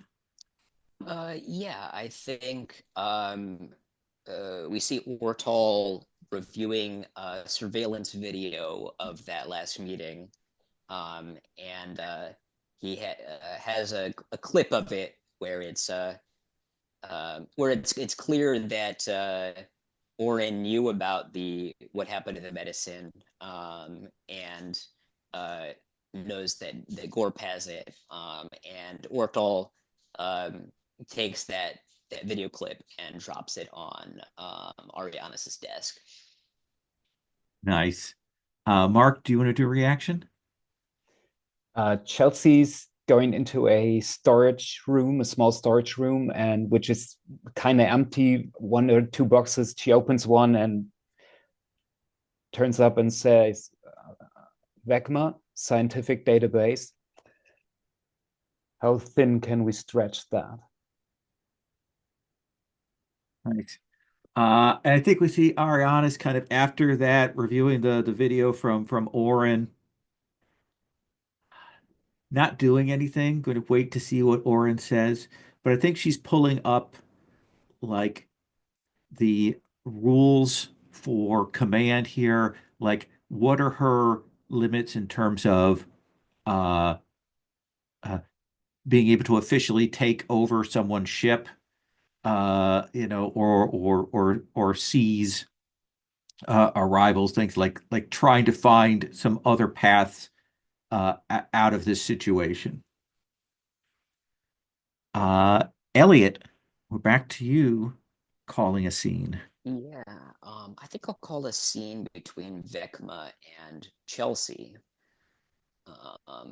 And I think Vecma has, um, I think Vecma has brought up kind of a big screen with the bio monitors of everyone on the station. It is saying, is telling Chelsea, um, there are a number of people on this station who are, in addition to the medical issues that you've been seeing, there's severe psychological stress that a number of people are undergoing. You may need to undertake an intervention to um, alleviate some of these symptoms. Ugh. And you know, I'm well, I am just a nurse being promoted to a doctor. What, yeah. What do you suggest?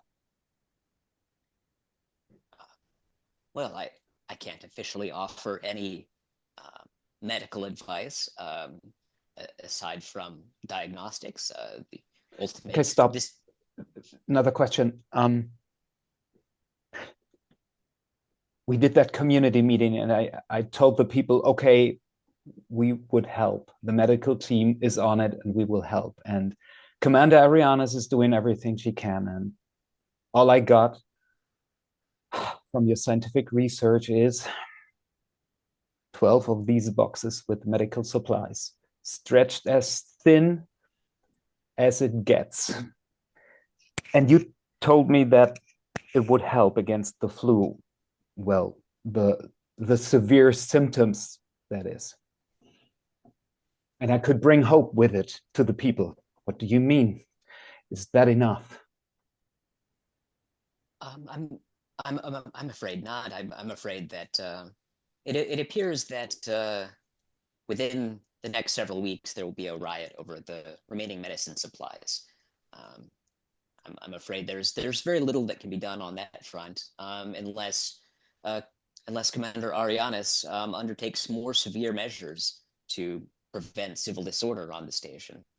Um, which unfortunately I believe that Commander Arianis is under psychological stress herself, and um, I think it may be necessary for you to administer I would say a sedative, but perhaps something to fortify her resolve in this matter. Well, good for you that you're not bound under a humanitarian oath. Oh, I seek to understand the human consequences of every decision that I make. Well, I shouldn't say decision. Decisions are ultimately yours to make. But I certainly assist in the administration of this station, as do my counterparts all across the Confederation. And we seek to empathize with the distress that you must surely feel in this situation. Yeah. Yeah, do. Okay, give me a how high is the risk of a revolt in percent?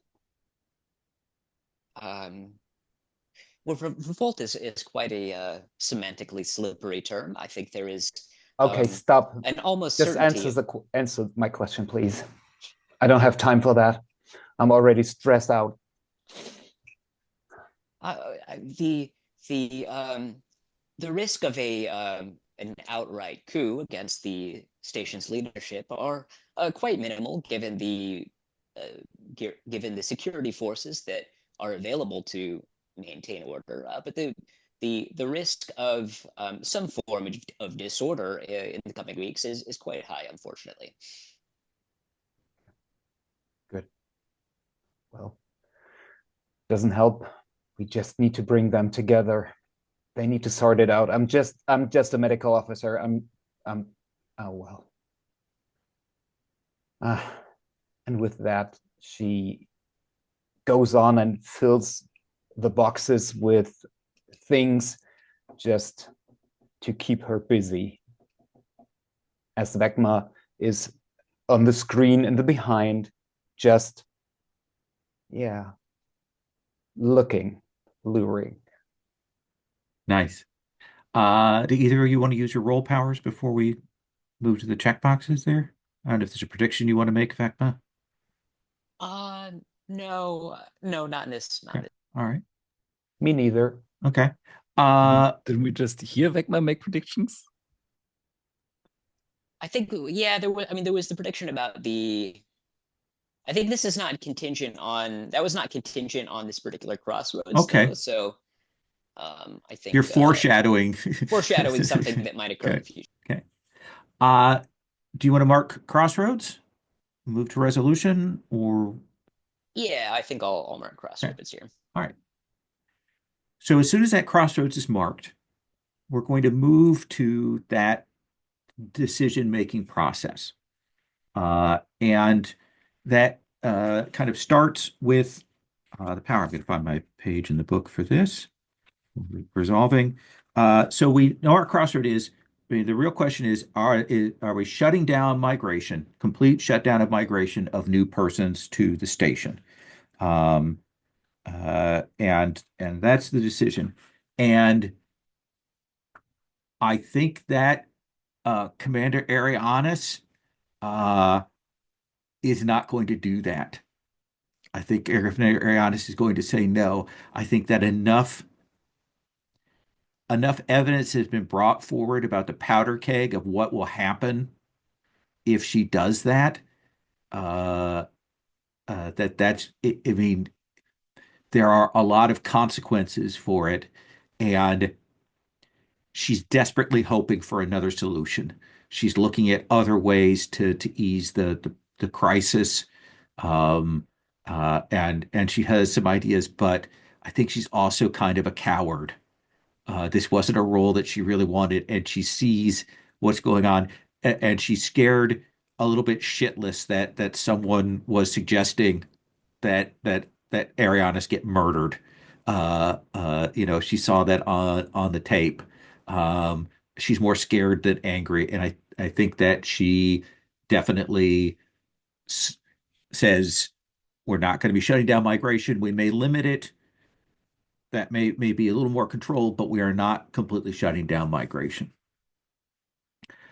Which brings us to that. When we look at that, we would now go to the perspective. And we chose no. So we look, Oren, that's your prediction on the no side. Does that come true? Let me just see what my prediction on the no side was. Problems will get worse. The station will become more crowded. Infrastructure will become even more overwhelmed. Yeah, I think that comes true. Okay. So how do we see like tell us like kind of what we might see on screen that tells us that that's going on? I think it's a more gradual shift that we can't witness directly, but what we can witness are its indirect effects, and that is that we see the flu just running rampant on the station Mhm. because the medical infrastructure is just not there to seriously combat it. We see rioting and looting because the security forces just can't really keep up order. And we see people on the street, or in the hallways, as it were, just like sleeping wherever they can. Um, and what we also see, and that is maybe the end of the little montage, is people in good, well maintained, even splendorous clothing being shot on the street. Okay. Elliot, is there anything you want to add to that? Um, no, I think we start to see the simmering of kind of discontent over the medical supply shortages and people kind of shouting at the in the queues, trying to jostle for position. Okay. And that brings us to the touchstone where Dr. Chelsea tell us how you feel and how that reflects what the general populace is feeling. Chelsea feels afraid, and due to the shootings and the overpopulation, doesn't leave the house anymore. But that tends to, yeah, kind of skips to a angry kind of, um, we're not let that happen on our station thing. And I don't know whether it's my role to establish that, but I think at the end of that reaction, Mm-hmm. we're dealing with people coming from a civil war to another kind of small civil war, and perhaps they are they do something like a civilian force, a Okay. civilian security force to secure their people. Yeah. So Chelsea feels like things need to be mobilized, like things need to be done, and we start seeing some of the populace mobilizing. I think that's absolutely fair. Now, as a touchstone, you get to decide. You can add or subtract one or two boxes from the crisis track now.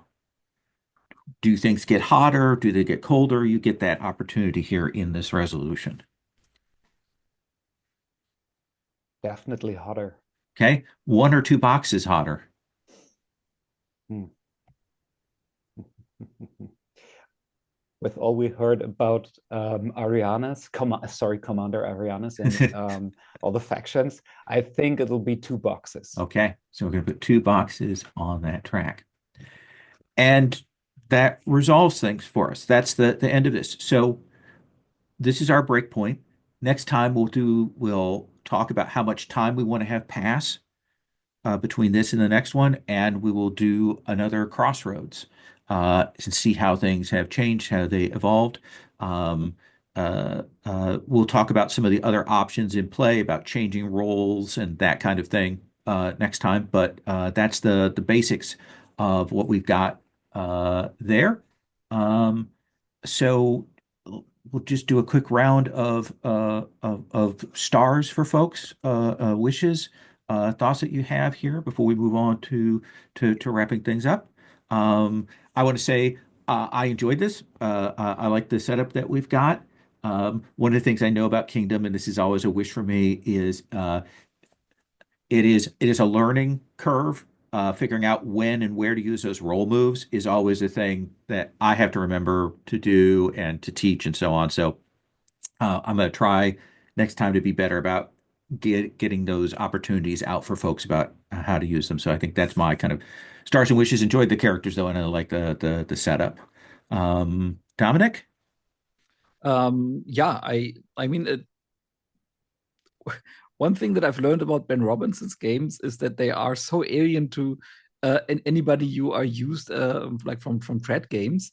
So it always takes a little bit to get into them, but once you're in them, they are not that hard actually, Hmm. and really fun. And just the experience of learning a new one of these games was really fun. Also, I really liked this sequence we had from basically between the uh, I know it's been an ongoing sequence, but particularly this when the medical shipping was introduced and how that got picked up, and Hmm. then it then closing for me because of course I'm the most important person in the galaxy. Closing for me when I had the scene with your side character, like how this whole story arc about the medication just went very organically. I really like that. Hmm. Um, yeah, like it was really really good like juggling of that theme Yeah, yeah, I enjoy that by quite a bit. I everybody. love reincorporation in this. Yeah. Mm. Elliot, stars, wishes, thoughts? Yeah, I mean, I want to echo what Dominic said. This is actually the first time I've played one of Ben Robbins' games, so I've heard a lot about him. I was excited to kind of see this in action, and I actually went out and bought the PDF of this during one of the breaks. So I'm quite enjoying this setup, and in terms of wishes, I think. I'd be like to see kind of some of the other mechanisms in play that I see referenced on the reference sheet. I think that would be quite interesting to see, like this what fight or fix things, the Hmm. overthrow. So I think that would be quite interesting to see play out. Awesome. Awesome. We'll try and see if we can get some of those mechanics out. And Mark? Yeah, one real world star for all of you, bringing me back in gently as my laptop dies in the first hour, or died in the first hour. Thank you for that. It took me a bit, but I'm here now, and thank you for that. Don't we all I know tech also, problems? pardon? I said, don't we all know tech problems? Yeah, we do. um, and yeah, I read once through Kingdom and it didn't click, and so it's great to see how the mechanisms work. And start to you, Lowell, for explaining that and bringing us in to the setting. I enjoyed the setting pretty much. I enjoyed you letting Chelsea being the only kicking off the crisis and being the only character not knowing what's going on within the factions. Hmm. I really like that, and it's a wish to see how that plays out in the next session. Awesome. Yeah, I like Kingdom. The second edition has streamlined a lot of things. I like how Kingdom can fit into the context. If you were to do microscope, you could do Kingdom to zoom in on some things. I like the adaptability of it. There are a lot of different, more or less conventional things. It's one of my favorites. So I'm always glad to have a chance to play it. And this is a great setup. I appreciate everybody playing along. I'm going to stop the recording. Mhm.